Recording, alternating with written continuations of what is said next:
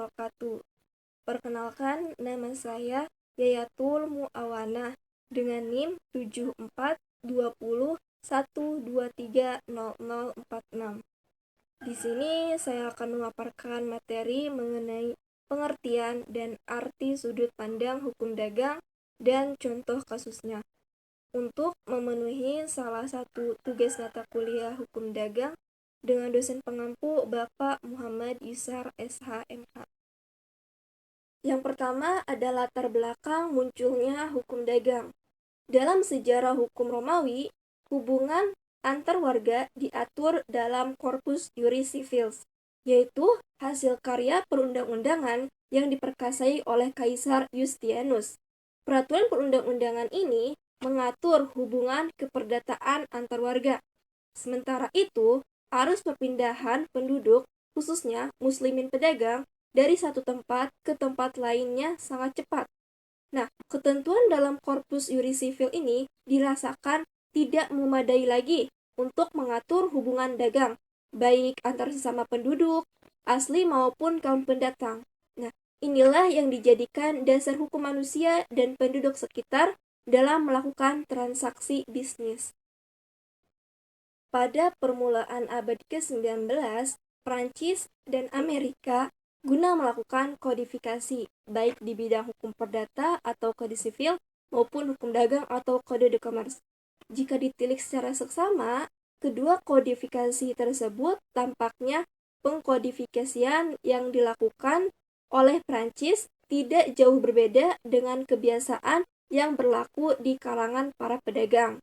Kebiasaan yang sudah ada mereka patuhi sebagai undang-undang.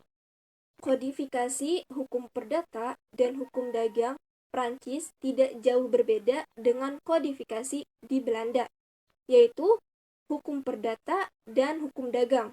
Demikian juga pada waktu Belanda menjajah Indonesia, maka di daerah jajahannya berdasarkan asas konkordasi diberlakukan ketentuan yang ada di negeri Belanda yang juga mengadaptasi dari ketentuan hukum Prancis, yaitu Kitab Undang-Undang Hukum Perdata dan Kitab Undang-Undang Hukum Dagang.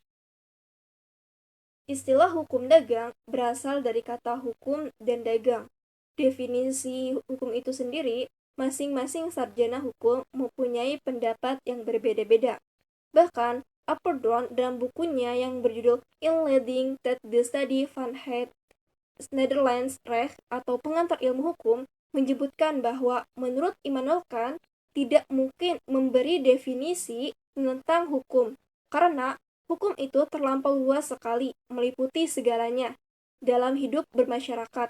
Tetapi Immanuel Kant memberikan batasan tentang hukum adalah keseluruhan syarat-syarat yang dengan ini kehendak bebas dari orang yang satu dapat menyesuaikan diri dengan kehendak bebas orang lain menuruti peraturan hukum tentang kemerdekaan.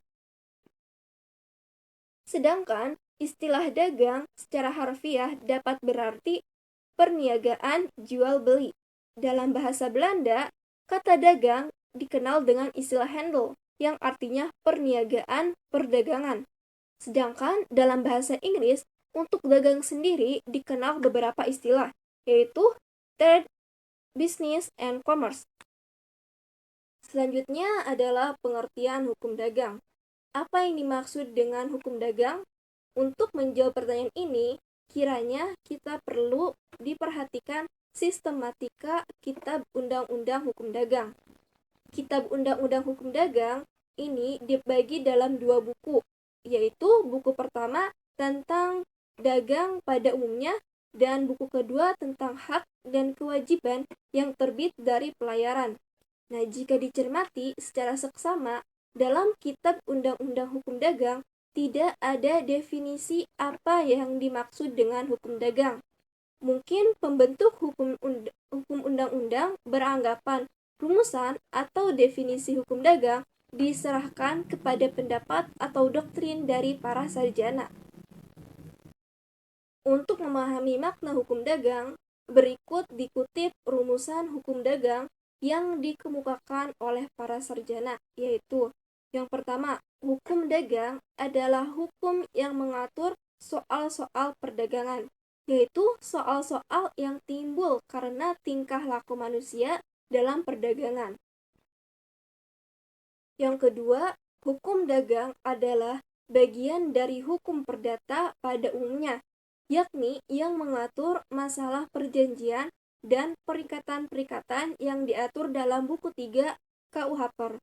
Nah, dengan kata lain, hukum dagang adalah himpunan peraturan-peraturan yang mengatur seseorang dengan orang lain dalam kegiatan perusahaan, yang terutama terdapat dalam kodifikasi Kitab Undang-Undang Hukum Perdata.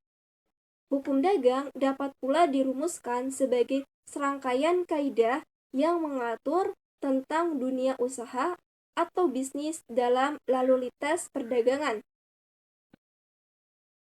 Yang ketiga, hukum dagang adalah keseluruhan dari aturan hukum mengenai perusahaan dalam lalu lintas perdagangan.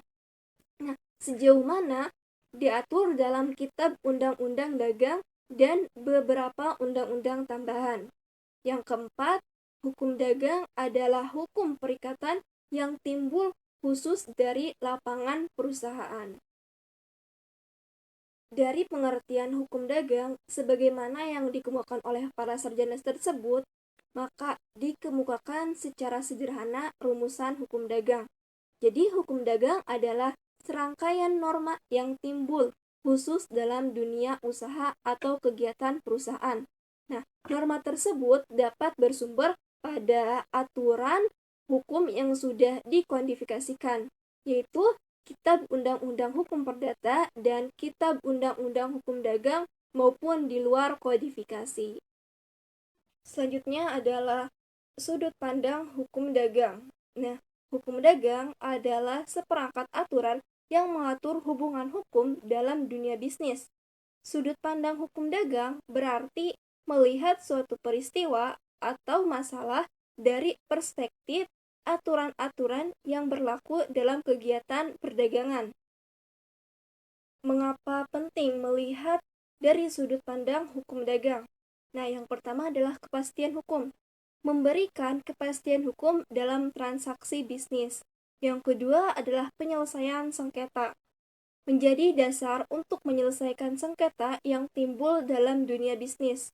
Yang ketiga adalah perlindungan hukum, yaitu melindungi hak dan kepentingan para pelaku bisnis. Contoh sudut pandang hukum dagang. Yang pertama adalah perjanjian jual beli.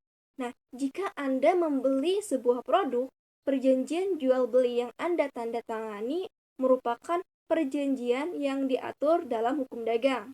Nah, yang kedua itu adalah contohnya persaingan usaha. Hukum dagang mengatur bagaimana perusahaan bersaing secara sehat dan mencegah praktik monopoli. Yang ketiga yaitu adalah kepailitan. Jika sebuah perusahaan mengalami kesulitan keuangan dan tidak mampu membayar utang, hukum kepailitan akan mengatur proses penyelesaiannya. Sumber hukum dagang di Indonesia. Yang pertama, berbentuk tertulis dalam peraturan perundang-undangan. Yang terkodifikasi terdiri dari yang pertama ada Kitab Undang-Undang Hukum Perdata atau KUH Per, dan yang kedua adalah Kitab Undang-Undang Hukum Dagang atau KUHD. Yang tidak terkodifikasi misalnya Undang-Undang Nomor 3 Tahun 1982 tentang wajib daftar perusahaan, Undang-Undang Nomor 40 Tahun 2007 tentang perseroan terbatas, Undang-Undang Nomor 8 Tahun 1997 tentang dokumen perusahaan, Undang-Undang Nomor 30 Tahun 1999 tentang arbitrase dan alternatif penyelesaian sengketa. Sumber hukum dagang di Indonesia. Yang pertama, berbentuk tertulis dalam peraturan perundang-undangan. Yang terkodifikasi terdiri dari yang pertama ada Kitab Undang-Undang Hukum Perdata atau KUH Per, dan yang kedua adalah Kitab Undang-Undang Hukum Dagang atau KUHD. Yang tidak terkodifikasi misalnya Undang-Undang Nomor 3 Tahun 1982 tentang wajib daftar perusahaan, Undang-Undang Nomor 40 Tahun 2007 tentang perseroan terbatas, Undang-Undang Nomor 8 Tahun 1997 tentang dokumen perusahaan, Undang-Undang Nomor 30 Tahun 1999 tentang arbitrase dan alternatif penyelesaian sengketa. Sumber hukum dagang yang kedua yaitu adalah dalam bentuk tidak tertulis, berupa kebiasaan-kebiasaan yang timbul dalam praktek dagang, seperti provisi bagi komisioner untuk barang tertentu. Yang ketiga yaitu adalah persetujuan-persetujuan khusus yang dibuat oleh para pihak, pasal 1338 KUH Perdata. Yang keempat yaitu adalah perjanjian antar negara atau traktat, khusus dalam bidang perdagangan.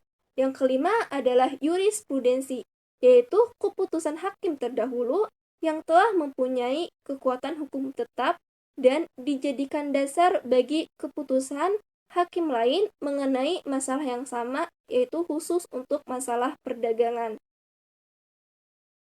Sistematika Kitab Undang-Undang Hukum Dagang atau KUHD. Nah, KUHD yang berlaku saat ini terdiri dari 2 buku, yaitu buku 1 tentang dagang pada umumnya, terdiri dari 10 bab dari pasal 1 sampai dengan pasal 308 KUHD.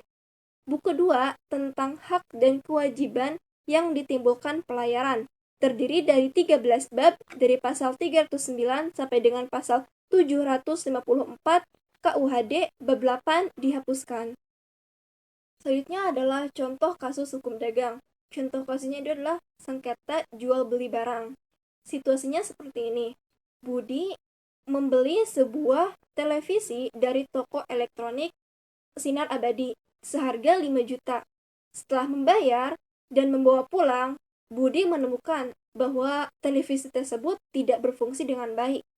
Ia kemudian menghubungi toko untuk meminta pengembalian uang atau pergantian barang. Tapi masalahnya, toko Sinar Abadi ini menolak untuk mengembalikan barang atau mengganti televisi tersebut dengan alasan bahwa Budi tidak mengikuti prosedur pengembalian yang telah ditetapkan oleh toko. Dari masalah tersebut, penyelesaian kasusnya yang pertama adalah negosiasi awal. Nah, Budi mencoba berbicara dengan pemilik toko untuk mencari solusi. Ia menjelaskan bahwa televisi yang dibeli tidak berfungsi dan meminta agar toko mengganti barang tersebut atau mengembalikan uangnya. Namun, pemilik toko tetap menolak. Kedua adalah dengan mediasi. Nah, setelah negosiasi tidak berhasil, Budi memutuskan untuk membawa masalah ini ke pihak ketiga, yaitu Badan Penyelesaian Sengketa Konsumen atau BPSK. Dalam mediasi yang dilakukan oleh BPSK ini, kedua belah pihak diberikan kesempatan untuk menyampaikan argumen mereka. Selanjutnya adalah keputusan mediasi. Nah, setelah mendengarkan penjelasan dari kedua belah pihak, BPSK memutuskan bahwa toko Sinar Abadi harus mengganti televisi yang rusak dengan yang baru atau mengembalikan uang Budi sepenuhnya, karena barang yang dijual tidak sesuai dengan yang dijanjikan. Setelah keputusan mediasi tersebut, yaitu adalah pelaksanaan keputusan. Toko Sinar Abadi akhirnya setuju untuk mengganti televisi tersebut dengan yang baru dan menyelesaikan masalah ini tanpa perlu melanjutkan ke jalur hukum yang lebih lanjut. Kesimpulannya, kasus ini menunjukkan pentingnya komunikasi dan penyelesaian sengketa secara damai. Dalam hukum dagang, konsumen memiliki hak untuk mendapatkan barang yang sesuai dengan apa yang dijanjikan oleh penjual. Jika terjadi sengketa, langkah-langkah seperti negosiasi dan mediasi bisa menjadi solusi efektif sebelum mengambil langkah hukum lebih lanjut. Demikian pemaparan mengenai pengertian dan arti sudut pandang hukum dagang dan contoh kasusnya. Kurang lebihnya mohon maaf. Wassalamualaikum warahmatullahi wabarakatuh.